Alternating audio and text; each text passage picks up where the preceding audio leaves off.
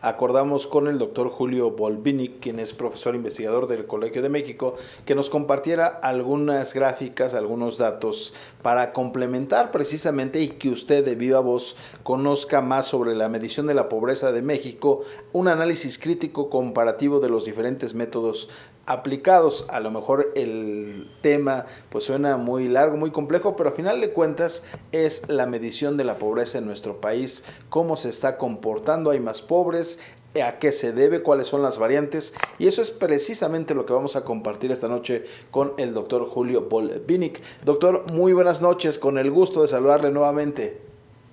Igualmente, tocayo, Julio César, es un placer estar contigo y Pues con tu auditorio. anticipándome, el pasado viernes nos quedamos en esta cifra que nos preocupa y nos debe de ocupar todavía más.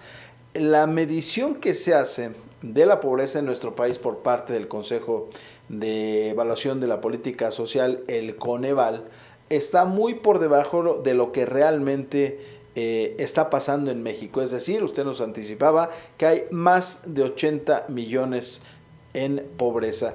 ¿Cómo se llega a esta conclusión? ¿Cuáles son las variantes que precisamente toma su trabajo, doctor? Bueno, aclaré la vez pasada que el trabajo es un trabajo que tomó muchos años hacerse y el libro tardó muchos años en publicarse. Te envié unas gráficas, si puedes poner la diapositiva número 3 en pantalla, ayudará a que explique yo más fácil al público, exacto. La que sigue, dos más. Una antes, por favor, una que tiene muchos colores. Ah, ahí, no, Esa, esa, esa. por favor. Este, no sé si el público la alcanza a ver en grande. Este, Déjame poner la pantalla mía en grande. Ok, entonces, ay, estoy viendo que está un poco fuera de foco. ¿La pueden enfocar, tocayo? A ver, vamos a hacer lo Miren, posible. lo que es muy importante ver, esta es una gráfica de la evolución de la pobreza nacional, México, según diversos métodos, de 1963 a 2012. Perdón que el último año más reciente sea 2012, pero como les digo, el libro tardó mucho en salir y en ser aprobado, etcétera. Pero aquí se ve la curva de hasta abajo, Ajá, que es un color como morado, sí, así es. que la estoy marcando, este es la curva de la CEPAL.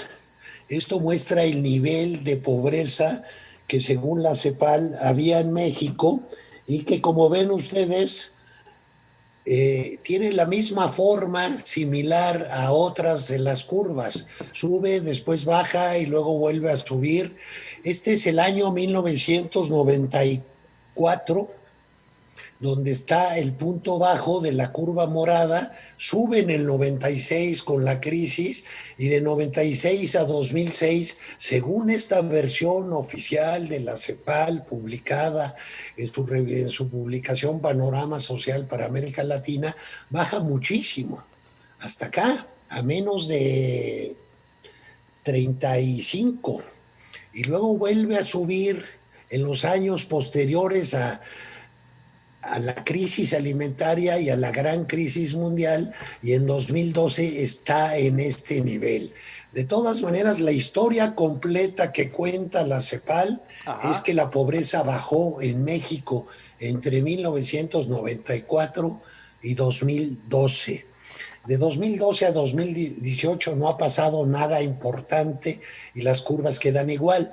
La del Coneval es la que sigue hacia arriba, la azul clarita. Como ven ustedes, Ajá. es muy parecida a la de la CEPAL, pero con nivel de pobreza más alto.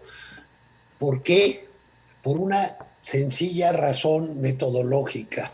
Los datos de ingreso de los hogares que utiliza la CEPAL están ajustados a cuentas nacionales.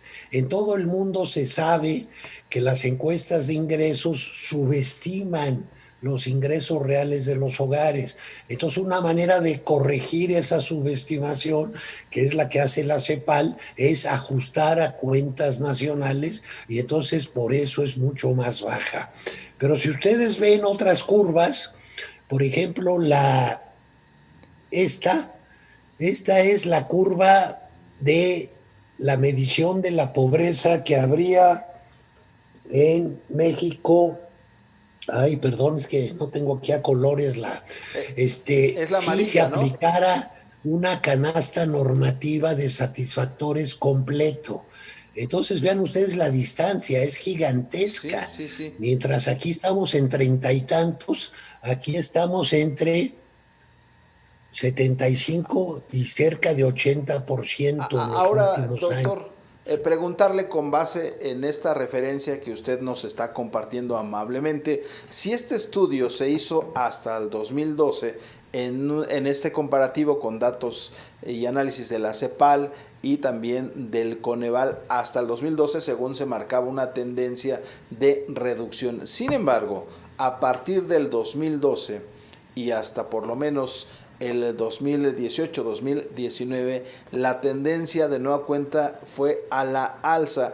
Esto se puede agudizar por lo ocurrido en este inicio de pandemia y también, aunque no se reflejó de manera inmediata, la crisis profunda que se vivió en 2008 y ahora en esta 2019-2020. Estas cifras, este comportamiento que vemos en la gráfica hasta 2012 puede tener una variante en crecimiento de la pobreza en nuestro país, doctor.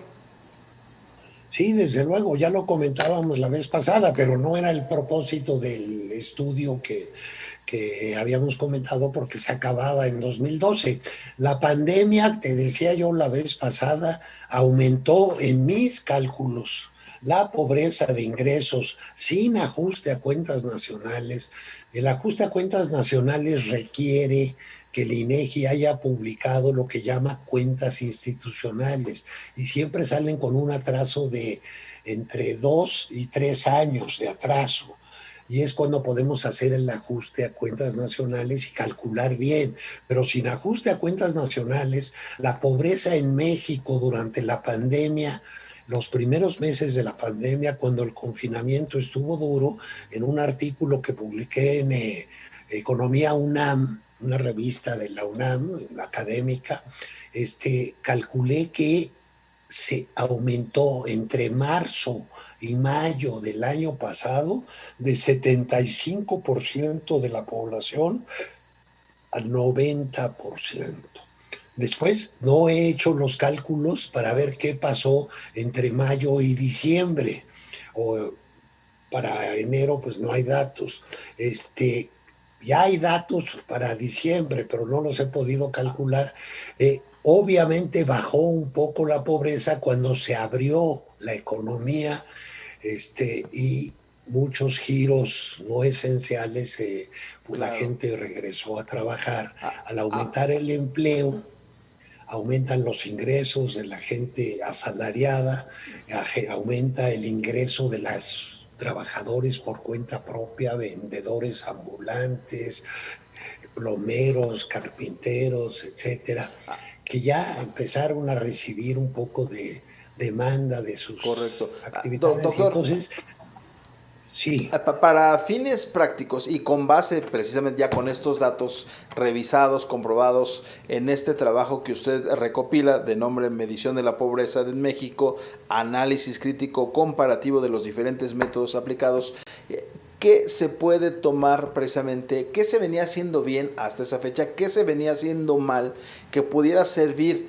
a esta actualidad para precisamente tratar de aplicar de manera pues más efectiva los programas sociales, doctor?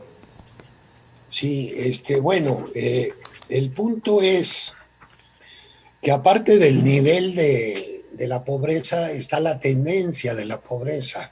Un gobierno que recibe un nivel de pobreza de 70% y durante ese gobierno aumenta a 75%, es que algo hizo mal el gobierno o hubo fenómenos en la economía mundial y en la economía mexicana fuera del control del gobierno que explican ese aumento de la pobreza. Eso pasó en la curva que acabamos de ver en el 96. Los famosos errores de diciembre explican esa alza tremenda que hay de 94 a 96 en la pobreza en prácticamente todas las mediciones.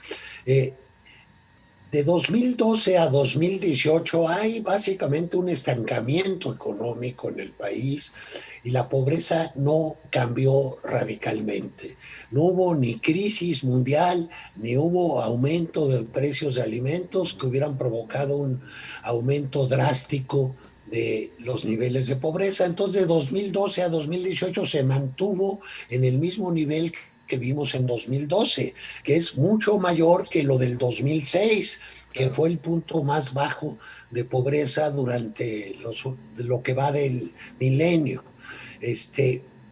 Y a partir de la pandemia, y eso nos va a impedir saber si las acciones de política social del gobierno de López Obrador han disminuido o no han disminuido la pobreza, o nos va a dificultar el trabajo, porque durante la pandemia fue por una orden ejecutiva que se hizo en México y en todo el mundo.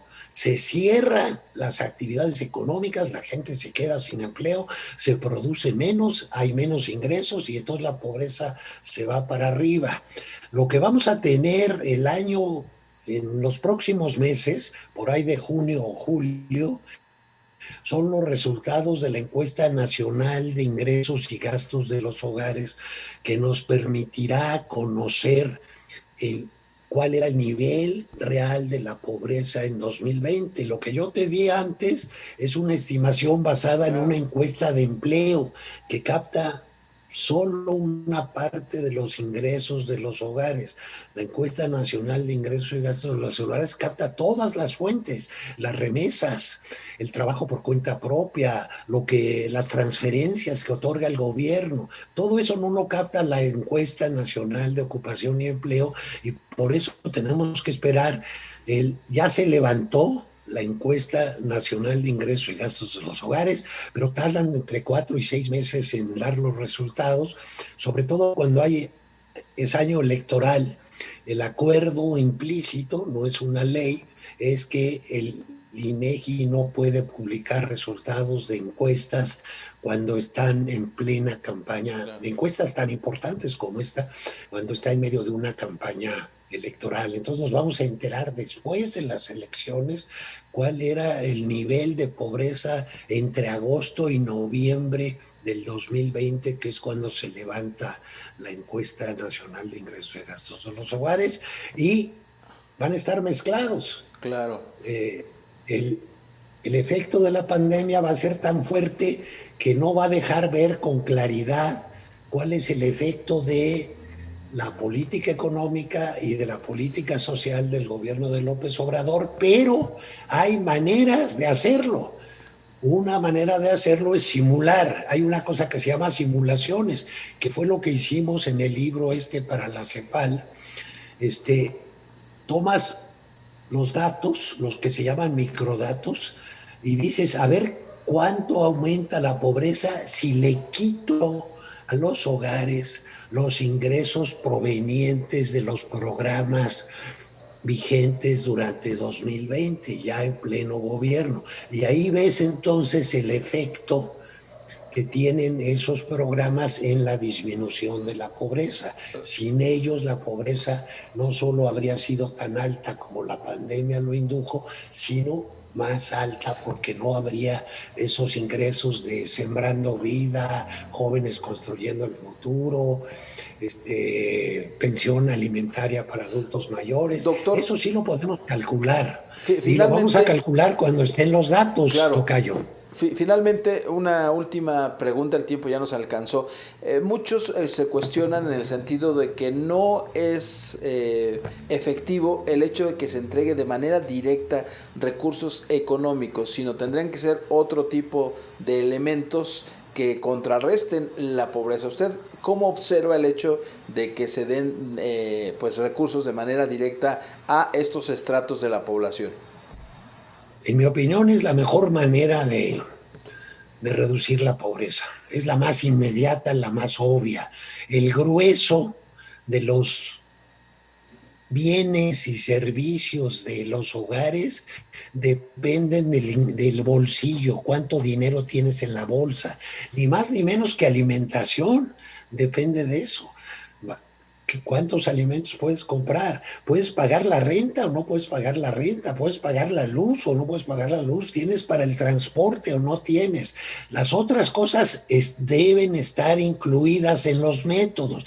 El método de medición que yo desarrollé y que era uno de los que estaba hasta arriba en la gráfica que mostré, incluye, además de los ingresos, educación, salud, circunstancias de la vivienda, agua, drenaje, es el que está hasta arriba.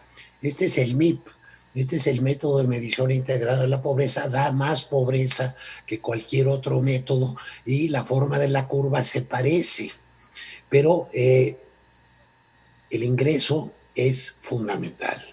El ingreso es el que determina una parte muy importante del poder adquisitivo de las personas y por eso es que entregar dinero en efectivo, esa es la experiencia que se ha tenido en muchos países del mundo, es un eficaz redistribuidor del ingreso.